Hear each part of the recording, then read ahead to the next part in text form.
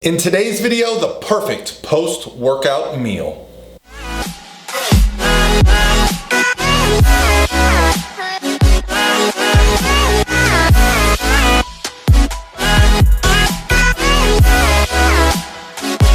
All by myself.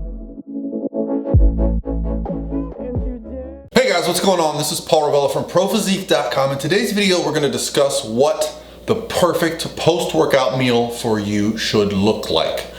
And for some information on where I came up with some of this stuff, go ahead and look below. I put a link to a PubMed study. Now, I've been coaching for a long time, and a lot of my nutritional theories are things that are kind of ingrained in me from either reading, learning about, working with another coach. But I think it's a good time to discuss why I do things the way I do, how I form my training plans, and kind of what my overall thoughts are. Now, the question comes from my Instagram direct message. So if you're not following me on Instagram, I'll put it here on the screen for you. It's at Paul Ravella. And if you DM me a message, what I like to do is kind of screenshot them and then save them for when I have time to do these videos. And you guys have been sending such great questions. So let's get into the topic of post-workout nutrition. Now, when it comes to the importance of post-workout nutrition, I don't want to overplay it, okay? It is secondary to daily nutrition, okay? I do think there's value in post-workout nutrition, and some research is gonna back that up. But the most important thing is your daily macronutrient goals. Proteins, carbs, fats. That's where we're gonna start. We're gonna build the foundation there. If you're getting enough daily, then we can start to look at details of the day. When should you be having these protein, carbs, and fats? Now, this message, which I'll put on the screen here, she actually mentions that. She understands that the most important thing is the daily goals, but she's very curious about post-workout nutrition and how she should set it up. And so I'm gonna give my philosophy, but again, I'm not someone who believes there's only one way to do things, and if you don't do it, well, you're blowing it to smithereens, you're not gonna make your gains, you're losing progress. So let's talk about post-workout nutrition for bodybuilders, okay? So what is bodybuilding? Well, bodybuilding is basically resistance training a specific body part or body parts with pretty high volume. You know, you're talking about 6, 10, 12, 15 sets for the body part. So what does that do when you're training? Well, about 80% of your ATP production during this resistance training comes from glycogen. So that means we're depleting our glycogen stores while we're training. So that would lend itself to believe that you should restore glycogen post-workout. However, bodybuilders typically train once a day. So unless you are a performance athlete who is going to be training twice or 3 times a day, or maybe performing multiple events in the same day, it's probably not as necessary to reload up glycogen right away. But we still want to have some immediately post-training, and we'll discuss the science behind that shortly.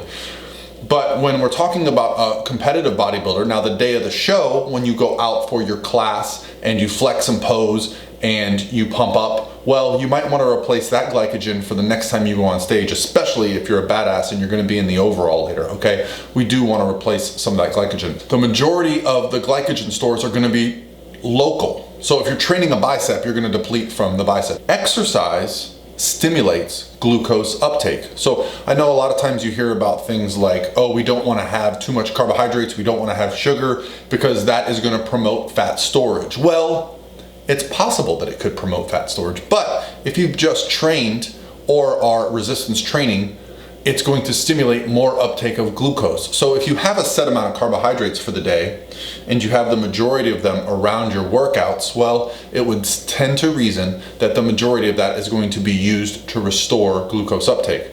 So for those people who are afraid of sugar, this is the time that I would suggest having it, although I'm not afraid of sugar. I have it any time of day, as long as I stay within my macronutrient intake for the day and I'm hitting my fiber and protein goals. I don't really focus too much on sugar. So what would the perfect post-workout meal look like for me? Well, I typically suggest people have between 20 and 30% of their daily carbohydrate intake in that post-workout meal. Now, for someone who is taking in 500-600 grams of carbohydrates a day, well, we're probably going to be bringing in a little bit less in that post-workout meal just because food volume might be an issue.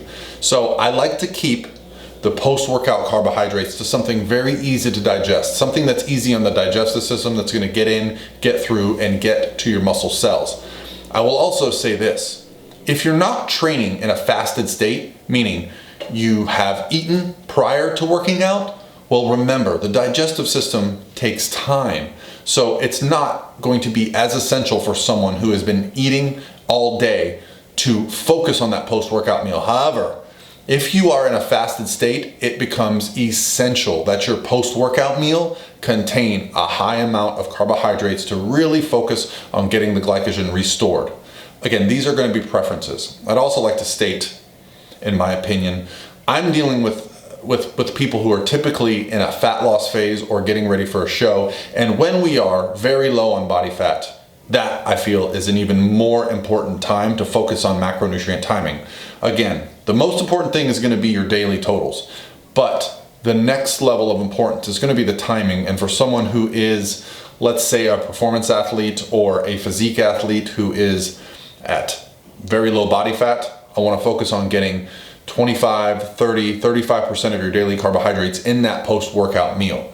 Now, let's talk about the protein of the post-workout meal. The protein in a post-workout meal is very important, as the study I'm going to link below shows. Immediately post-workout, protein breakdown is not that impacted.